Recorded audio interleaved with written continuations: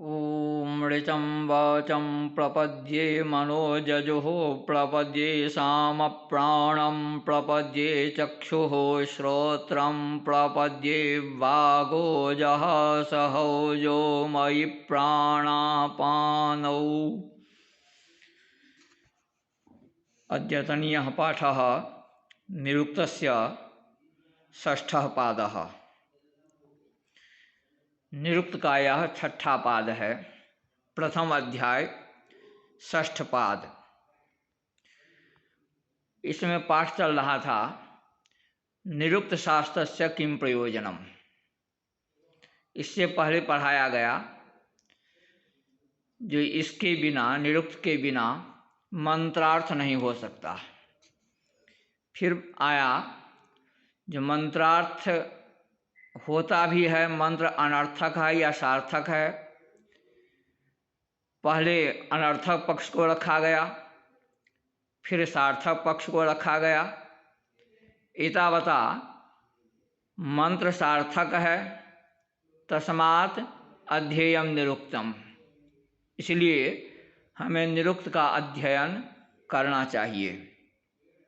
निरुक्त शास्त्र से द्वितीय प्रयोजन वर्तते, अथापि इदमंतरेण पद विभागो न विद्यते। अनंतरम निरुक्तम विना पद विभागः। पद विभागः कथम, किं वैशिष्ट्यम। यतो हि तो ऋक् प्रातिशाख्ये आचार्यस्य लक्षणं यत्र दत्तं तत्र उक्तं वर्तते, पदक्रम विभागज्ञः वर्णक्रम विचक्षणः स्वरमात्रा विशेषज्ञः गच्छेत आचार्य संपदम।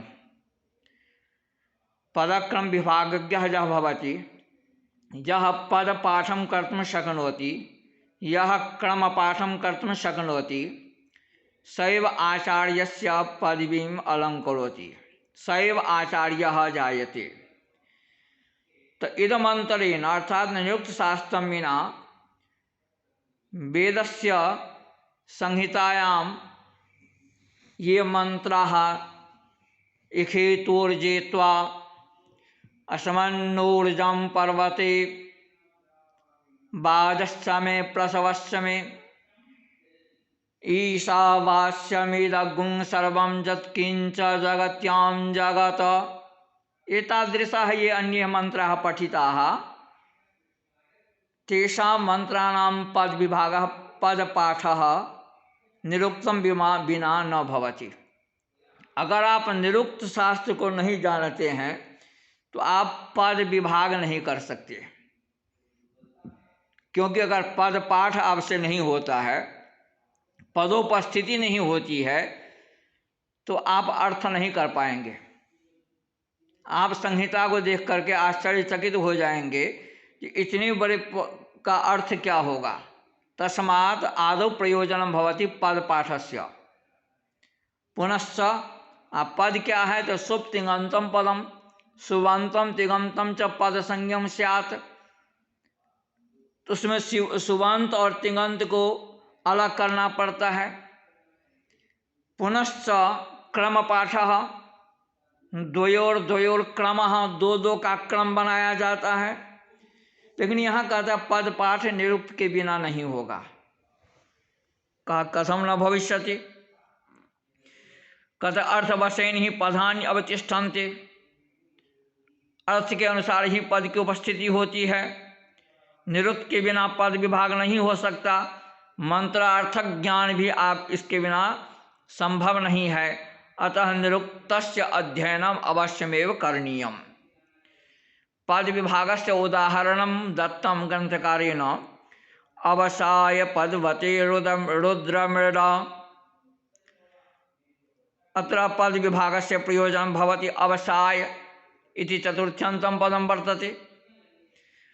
पदवत् अवसं गावः पथ्यदनम् अवतेर्गत्यर्थस्य असौ नामकरणः तस्मान्नावगृह्णन्ति। यहाँ पर मैं कह रहा है जो अवसम अवसाय पदवती रुद्रमृड, यहाँ पर में पद विभाग नहीं होता है, यह चतुर्थ्यंत पद है। या गाय के लिए मैना हिंसी ही, कहता है इसकी हिंसा मत करो। पाद युक्त पत्य अवसम गावः पदवद अवसम गावः पच्छदन अवतीर्गत्यर्थस्य असो नामकरणः। कहता है यह अवसाय पद यहाँ आया है, यह चतुर्थ्यंत है, इसका पद विभाग नहीं हो सकता। क्यों नहीं हो सकता? क्योंकि यह चतुर्थ्यंत अवपूर्वक स्वासे ल्यप इत्यादि हो गया, अतः अवसाय यह पद विभाग है। इसका अर्थ है पाथेय साधन भूत गाय के लिए, जहाँ मृडमान होता कल्याण करने वाला, जो गाय आपका कल्याण करता है। पदवत का अर्थ है गावः गायें, गायें अवसम पथ्यदनम पाथेयः। अवश शब्द गत्यर्थक अब तेर्गति कर्म अब धातु गत्यर्थक असो नामकरण अस यह प्रत्यय है, अतः इसका नहीं होता है। दूसरा है तस्मात् न अवग्रहणन्ति, कथ इसलिए इसका पदच्छेद नहीं करते हैं। तस्मात् अवग्रह न क्रियते इति कारेण अस्य वेष्टनम न क्रियते।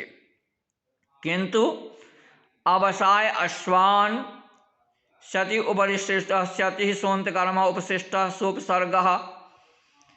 कहते यहाँ पर में पद विभाग करना आवश्यक हो जाता है, पदच्छेद कर लेते हैं।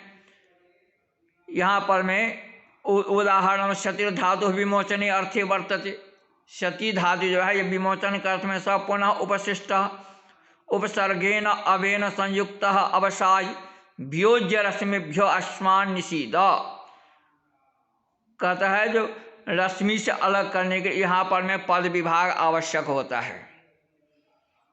यह जो पद पाठ है, जैसे संहिता पाठ आचार्य मुख से करते हैं, गुरु मुख से करते हैं, वैसे ही पद पाठ भी गुरु मुख से करने का विधान है। दूसरा है दूतो नृत्या इदमाजगाम इति पंचम्यर्थ प्रेक्षावा षष्ठ्यर्थ प्रेक्षावा। कहता है दूतो नृत्या इदमाजगाम। यहाँ पर नृत्य शब्द का नृत्या यह प्रयोग आया। इसमें कहते हैं यहाँ पंचमी या षष्ठी दोनों की संभावना हो जाती है, दोनों एक जैसा ही दिखता है, एक इसी तरह से रूप बनेगा। कहता है प्रक्षावा आहकारांतम, आहकारांत का पद विभाग किया गया है, अतः पंचमी षष्ठी दोनों अर्थ लग सकते हैं।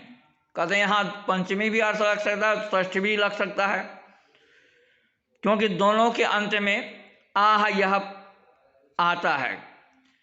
किंतु दूसरा है परो नृत्या आचक्ष्व। अब यहाँ क्या करेंगे, क्योंकि एक जैसा दिखता है परो नृत्या इदमाजगाम, वहाँ पंचमी या षष्ठी दोनों संभावित है। अब यहाँ परो नृत्या आचक्ष्व, तो नृत्या वहाँ विसर्ग का लोप वहाँ भी हुआ है, यहाँ भी हुआ है, विसर्ग लुप्त है। अब यहाँ पंचमी या षष्ठी की अपेक्षा आप करेंगे। कहते चतुर्थ्यर्थ प्रेक्षा ऐकारांतम। कहता यहाँ पर में चतुर्थी है। कहता परो नृत्य आचक्ष्वा, ऐसे अगर नृत्य यह पद आ जाएगा, चतुर्थी अर्थ है। दोनों ही मंत्रों में समान पद रहने पर में भी अगर आप ये देखते हैं मंत्र में एक जैसा दिखाई दे रहा है, तो स्वर संस्कार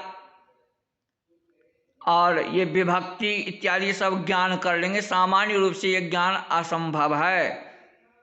इसे स्वाध्याय के द्वारा और निरुक्त शास्त्र के अध्ययन के द्वारा ही समझा जा सकता है। कद अत्र चतुर्थी, यहाँ चतुर्थी है। परो नृत्या आचक्ष्वा चतुर्थ्यर्थ प्रेक्षा एकारांतम। कहते परः परागत्य जस्या नृत्य त्वं दूतः तस्य नृत्य आचक्ष्वा कथया। उस नृत्य के लिए तुम यह बात कहो। पर दूतो नृत्या, ठीक ठीक पद विभाग कर मंत्रार्थ ज्ञान के लिए आपको पद विभाग करना आवश्यक हो जाता है। अब पद विभाग के क्रम में ही एक महत्वपूर्ण विषय है जो संहिता और पद। जब आप पद विभाग करेंगे तो आपके सामने में क्या होगा, कहाँ से पद लाएंगे, पद की उपस्थिति कहाँ से करेंगे, पद लाएंगे कहाँ से? क्योंकि पद पाठ आप किसका करते हैं, पहले पद पाठ होगा या पहले संहिता पाठ होगा? जैसे अग्ने व्राता पाते व्रातांचारिख्यामि तच्छके यन्तन्मे राध्यताम् इदमहमन्त्रयतात् सत्यमुपैमि। अयम मंत्रः, यह मंत्र संहिता रूप में पढ़ा गया। अब इस मंत्र का पद पाठ होगा। इसका मतलब संहिता और पद का संबंध है। सैव संबंधः अनेन प्रकरणेन उद्घाटितः परः सन्निकर्षः संहिता। कदा संहिता क्या है? अतिशय वर्णानाम अतिशय सन्निधि संहिता, संज्ञा स्यात् मान वर्णों की जो अतिशय सन्निधि होती है, सामीप्य, सन्निधि माने सामीप्य, जो वर्ण माने अक्षर जो आपस में अतिशय सामीप्य को प्राप्त होता है उसे हम संहिता कहते हैं। कहते हैं पर प्रकृति संहिता, कहते हैं पर सन्निकर्ष संहिता। अब दूसरा कहता है पद प्रकृति संहिता। अब वहाँ पर में समस्या है, जो पद प्रकृति संहिता माना पदानाम प्रकृति संहिता भवति। संहिता पदानाम प्रकृति संहिता, पदों की प्रकृति संहिता है, एक पक्ष है। दूसरा पक्ष है पदम प्रकृति संहितायाः, संहिता की प्रकृति पद है। अब इसमें से दोनों पद प्रकृति सर्प चरणानाम पार्षदानि, कहता है यह दोनों में से किस पदानि प्रकृति जस्या सा पद प्रकृति संहिता,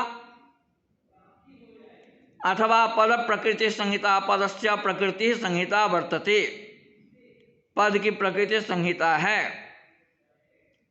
कहता है सर्वेषां चरणानाम शाखांतराणाम, अन्य शाखाओं के लिए प्रातिशाख्यों ने प्रकृति जस्या सा प्रकृति संहिता यह विग्रह माना है। पदानी प्रकृति जस्या, पद है प्रकृति जिसका, यह विग्रह माना है। पद प्रकृति सर्वचरणानाम पार्षदानि, सर्वचरण से तात्पर्य है सभी शाखाओं के लिए। पार्षदानि माने प्रातिशाख्यानि, प्रातिशाख्यम एकम शास्त्रम वर्तते तथा व्याकरणम तो शास्त्र मुखम भवति तद्वदेव वेदस्य संहितायाः तो पृथक शास्त्रम वर्तते प्रातिशाख्यम। कहता जहाँ पर में पदनिष्ठ कार्यता निरूपित संहितानिष्ठ कारणतानि एवं च प्रकृतत्वम। अब यहाँ पर में पद प्रकृति है या संहिता प्रकृति है, ये दो पक्ष आ गए। एक पक्ष के मुताबिक पद प्रकृति है, संहिता विकृति है, लेकिन दूसरे के द्वारा संहिता प्रकृति है, पद विकृति है। अस्माकं वैदिकानाम एष एव संप्रदायः संहिता प्रकृति वर्तते जतो ही संहिता पाठ आदौ भवति, तस्मात् संहिता एव प्रकृति ही। कहते हमें इसी को मानना चाहिए, क्योंकि यज्ञ कर्म इत्यादि में हमारा वैदिकों का यज्ञ कर्म प्रमुख होता है, तो यज्ञ में हम संहिता पाठ करते हैं। संहिता के द्वारा ही देवताओं का विनियोग होता है, द्रव्य और देवताओं का कथन किया जाता है, अतः संहिता प्रकृति है। अब ये कहते हैं अथापि जाग्ये दैवतेन बहवः प्रदेशा भवन्ति तदे तेनोपेक्षितव्यम। कहता है कि अन्य प्रयोजन निरुक्त शास्त्र से किम, निरुक्त शास्त्र का अगला प्रयोजन है ये याज्ञे देवतेन बहवः प्रदेशा भवन्ति। यज्ञ में जब आप यज्ञ विद्या में जाएंगे, यज्ञ में प्रवेश करेंगे, तो वहाँ पर में बहुत सारे देवता आवाहित होते हैं, बहुत सारे देवताओं का कथन किया जाता है। यज्ञ कर्मणि वर्तमा देवतेन लिंगेन बहवः विधि प्रदेशा भवन्ति। कहते हैं बहुत सारे देवता वहाँ पर में एकाएक मंत्र के माध्यम से उपस्थित होते हैं। तद एतेन उपेक्षितव्यम, एतेन निरुक्त शास्त्रेण उपेक्षितव्यम अवलोकनीयम यत् अत्र का देवता, अस्य मंत्रस्य का देवता। यतो ही बहवः जनाः वदन्ति यद् मंत्रे स्पष्टतया देवतायाः प्रयोगः दृश्यते लिंगमात्रेण, लिंगम नाम सामर्थ्यम इति मीमांसायां प्रोक्तम वर्तते। लिंग ज्ञान से ही देवता का ज्ञान कर लेंगे। ते चेद ब्रूयुर्लिंगज्ञा अत्र स्म इति, यदि चेद लिंगज्ञानेनैव देवतायाः ज्ञानं भविष्यति भवति चेत जे वदन्ति यद् लिंगज्ञानेन सामर्थ्यज्ञानेन शब्दमात्र उपस्थापनेन देवतायाः ज्ञानं करिष्यामि, तर्हि तस्य कृते एष मंत्रः वर्तते इंद्रम नत्वा शवसा देवता वायुं प्रणन्ति। यह मंत्र है ऋग्वेद का। इसमें इंद्र का भी लिंग है, वायु का भी है। अब यहाँ पर में उनसे पूछा जाए कि भाई ये इंद्र देवता का मंत्र है या वायु देवता का है। कस्य कृते अयम मंत्र पठितः इति वायुलिंगम चंद्रलिंगम च आग्नेय मंत्रे। न तो यह वायु देवता का है और न ही यह इंद्र देवता का है। कश्यत आग्नेय मंत्रे, आग्नेय मंत्र है, अग्नि ढक आग्नेय। सास्य देवता अग्नि देवता अस्य मंत्रस्य, आग्नेय मंत्रे अग्नि देवता है। इसमें अग्निरिवमंडो त्रिशितः सहस्व इति तथा अग्निर्मान्यवे मंत्रे, वैसे ही अग्निरिव मंडोत्रिशितः सहस्व। यहाँ अग्नि शब्द आया, स्पष्ट लिंग है अग्नि का, तो आप कहेंगे अग्नि देवता हुआ। ये कहते हैं नहीं, ये मन्यो देवता का मंत्र है। तस्मात् तत्रैव भ्रमो भवति जो लिंग ज्ञान मात्रेण एव देवताया उपस्थिति मात्रेण शब्द मात्रेण एव देवताया निर्धारणं कर्तुं शक्यते तथा न भवति। अगर ऐसा कर लेंगे तो अनर्थ हो जाएगा। त्रिषितो जलितः, त्रिषि इति अप्यस्य दीप्ति नाम भवति। त्रिषि माने ज्वाला, कहते यह जलता है। अथापि ज्ञान प्रशंसा भवति अज्ञान निंदा च। कहते अन्यत् प्रयोजनम निरुक्त शास्त्रस्य किं वर्तते, तो ज्ञानस्य प्रशंसा भवति अज्ञानस्य च निंदा। जतो ही समाजे भी आवश्यकम वर्तते यत् ज्ञानस्य प्रशंसा भवेत् अज्ञानस्य च निंदा भवेत्। यत्र यत्र ज्ञानस्य प्रचारः प्रसारः वर्तते तत्र तस्य प्रशंसा भवेत्। अथापि ज्ञान प्रशंसा भवति अज्ञान निंदा च। अनेन निरुक्त शास्त्राध्ययनेन ज्ञानस्य प्रशंसा अज्ञानस्य च निंदा भवति। ओम नमः संभवाय च। इस तरह से आज का पाठ यहीं तक रखते हैं, आगे कल देखेंगे।